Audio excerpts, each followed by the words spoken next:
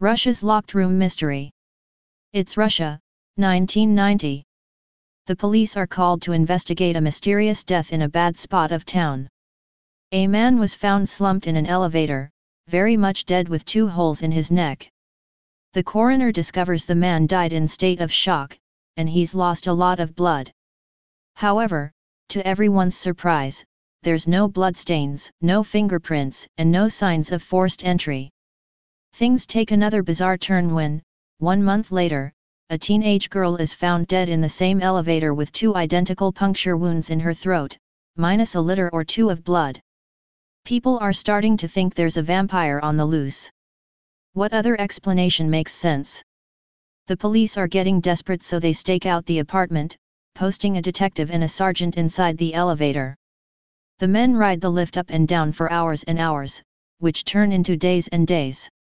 On the 3rd day, the elevator suddenly shakes and comes to a halt.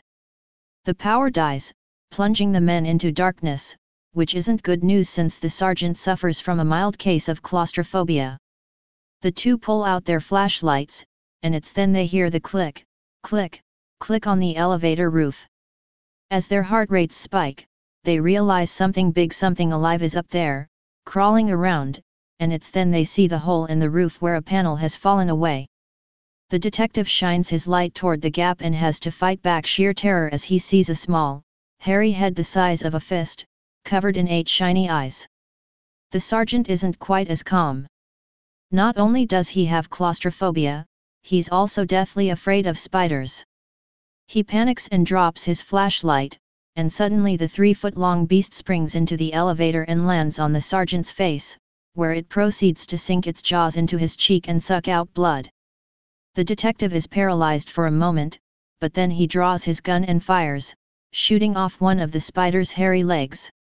Wounded, the creature rushes past the detective and escapes out the hatch, leaving 1 more corpse and a traumatized detective.